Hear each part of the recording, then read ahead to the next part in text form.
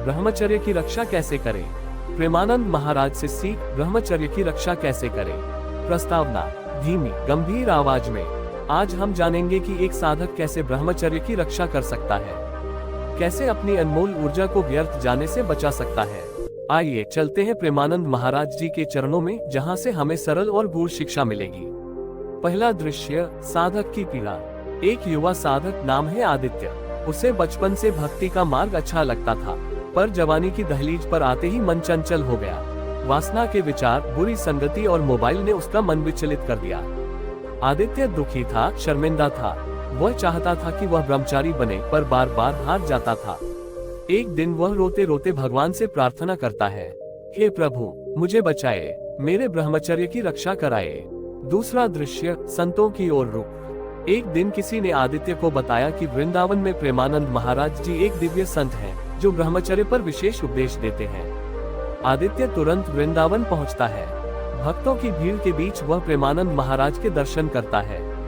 महाराज का तेजस्वी मुख, करुणामयी आंखें और वाणी से टपकती मधुरता आदित्य के हृदय को भिगो देती है। आदित्य हाथ जोड़कर पूछता है, गुरुदेव, मेरा ब्रह्मचर्य टिकता नहीं है, कृपा करें, मार्ग बताए। तीसरा दृश्य, प्रथम उपदेश, संत का प्रभाव। प्रेमानंद महाराज मुस्कुराते हैं, धीरे धीरे कहते हैं, बेटा, ब्रह्मचर्य रक्षा का पहला मंत्र है संत संयम। जैसे गंध के संत से फूल महकता है, वैसे ही बुरे संत से मन गंदा होता है। यदि वासना में मित्रों का संग करोगे, फिल्में, अश्लीलता, गंदी बातें करोगे, तो ब्रह्मचर्य टिकेगा नहीं। जैसे जलती आग के पास सूखी लकड़ी डालोगे तो वह भी जल उठेगी। इसलिए सच्चे साधकों, भगवान के प्रेमियों का संग करो। आदित्य ने प्रण किया, अब से वह बुरे संग को त्याग देगा। चौथा दृश्य, भोजन का महत्व।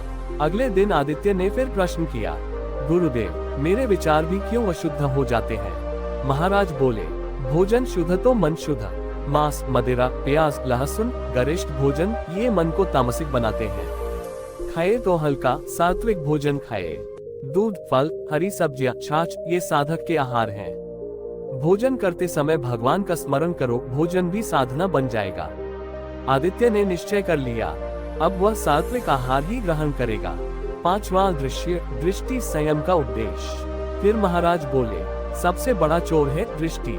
जहाँ गलत दृष्टि गई, वहीं ब्रह्मचर्य नष्ट। फालतू देखने की आदत छोड़ो। स्त्री के रूप को माँ का रूप मानो। नेत्रों को संयमित करोगे तो मन भी संयमित होगा। आदित्य ने प्रण किया, अब वह अनावश्यक किसी को नहीं देखेगा। छठा दृश्य, दिनचर्या सुधारो। प्रेमानंद महाराज ने आदित्य को साधक की दिनचर्या सिखाई। ब्रह्म मुहूर्त में उठो, सूर्योदय से पहले भगवान का नाम लो, दिन में 2 बार नाम जप करो, सोने से पहले भी भगवान का ध्यान करो, दोपहर में अकेले में न रहो। जो दिनचर्या सुधारेगा, वही ब्रह्मचर्य को सहेज पाएगा। सातवां दृश्य, मन का युद्ध। परंतु आदित्य को बीच बीच में फिर वासनात्मक विचार आते थे। वह दुखी होकर महाराज के पास दौड़ा। महाराज बोले, बेटा, मन तो बंदर है, वह भटकेगा ही, पर तुम हारना मत। जैसे तैराक बार बार गिरता है पर तैरना सीखता है, वैसे ही साधक बार बार गिरकर भी उठता है। गिरने पर ग्लानि नहीं, गिरने पर भगवान को पुकारो, नाम का सहारा लो। आठवां दृश्य, नाम स्मरण का बल। महाराज ने आदित्य को एक गुरु मंत्र दिया, राम राम लिखो, राम राम जपो, राम राम सोचो। प्रेमानंद महाराज कहते थे, जहाँ भगवान का नाम है, वहाँ वासना का स्थान नहीं। जैसे प्रकाश के आने पर अंधकार भागता है, वैसे ही नाम जप से वासनात्मक विचार भागते हैं। आदित्य ने राम नाम को अपना जीवन बना लिया। अंतिम दृश्य, साधक की विजय। कुछ महीनों में आदित्य के जीवन में आश्चर्यजनक परिवर्तन आ गया। उसका चेहरा तेजस्वी हो गया, चंचलता शांत हो गई, मन में भक्ति का मधुर रस भर गया। अब उसे ब्रह्मचर्य साधना कठिन नहीं, आनंदमय लगने लगी थी। उसने अपने गुरु प्रेमानंद महाराज के श्री चरणों में कृतज्ञ होकर प्रणाम किया। समापन, मधुर संगीत के साथ। जिसने ब्रह्मचर्य को बचा लिया, उसने अमूल्य निधि को पा लिया। ब्रह्मचर्य रक्षा है शक्ति का संचय।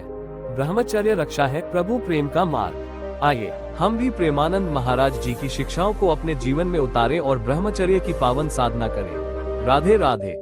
आपको यह वीडियो पसंद आई हो तो आप इस चैनल को लाइक एंड सब्सक्राइब कर सकते हैं और कमेंट में बताएं वीडियो कैसा लगा। धन्यवाद। मोटिवेशनल वीडियो के लिए आप जुड़े रहे इस चैनल पर।